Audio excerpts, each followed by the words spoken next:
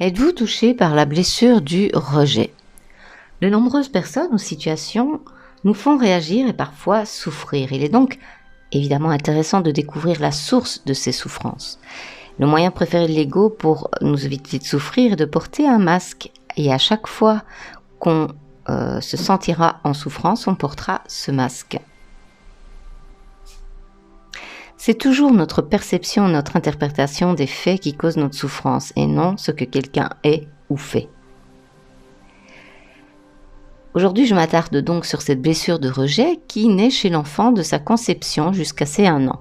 C'est un enfant qui a été rejeté par le parent du même sexe et ne croit pas en son droit d'exister. Sa plus grande peur, c'est la panique. Et le masque qu'il porte, eh bien, c'est le fuyant.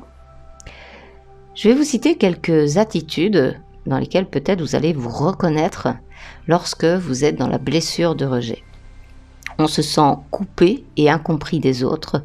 On développe plusieurs moyens de fuite comme la drogue, l'alcool, le sommeil, les jeux virtuels ou même l'astral, les rêveries. La personne possède une imagination fertile qui crée facilement des scénarios de rejet. En présence de quelqu'un qui hausse le ton ou qui est agressif, eh bien, elle fuit la situation avant de paniquer. Lorsqu'on la regarde, elle s'inquiète tout de suite de ce qu'elle est, de ce que vont dire les gens, de ce que les gens pensent d'elle. Cette personne pense qu'elle ne vaut rien ou pas grand-chose, elle est constamment insatisfaite d'elle-même, elle a peu d'estime d'elle-même.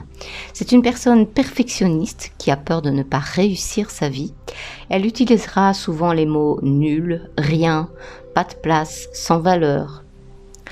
L'enfant qui a subi le rejet de son parent, l'abandon, l'absence de soins, le manque d'affection, l'indisponibilité psychique, l'inégalité de traitement au sein d'une fratrie, l'exclusion, etc., va grandir avec le sentiment profond de ne pas valoir le coup, d'être un intrus, un gêneur, une personne indigne d'intérêt et d'amour.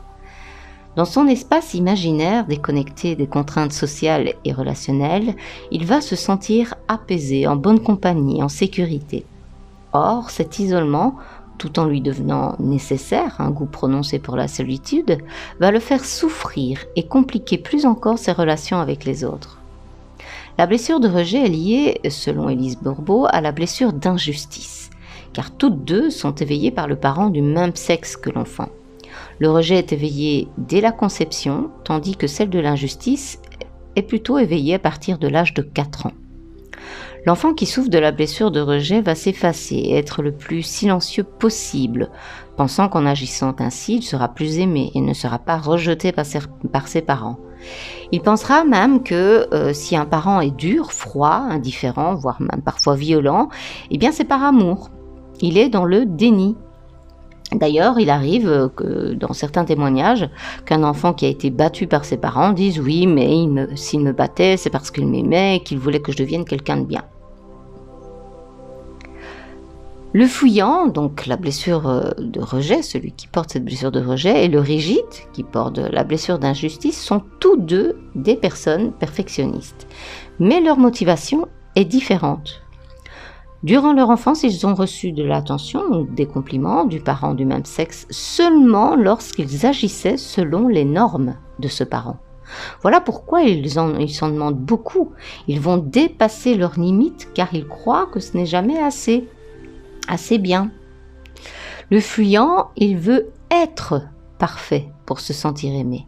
Tandis que le rigide, celui qui a vécu l'injustice, il veut tout faire à la perfection. Et c'est là vraiment la différence. Mais dans les deux cas, ils craignent les critiques.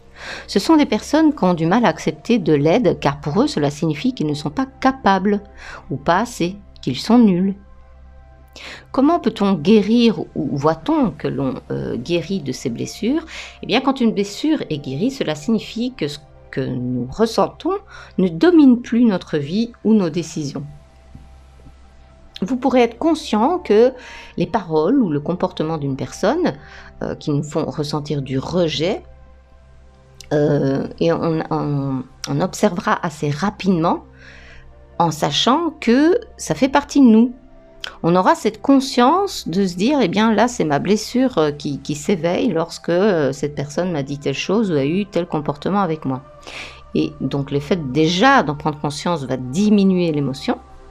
Et le jour, évidemment, où on s'aimera et on s'acceptera inconditionnellement, c'est-à-dire vraiment toutes les parts de nous-mêmes, eh bien on n'aura plus l'impression que les autres nous blessent. Notre perception des situations et des gens aura changé. Grâce à la guérison de la blessure du rejet, au lieu de laisser notre peur nous envahir et nous contrôler, eh bien on arrivera de plus en plus rapidement à se donner le droit d'exister.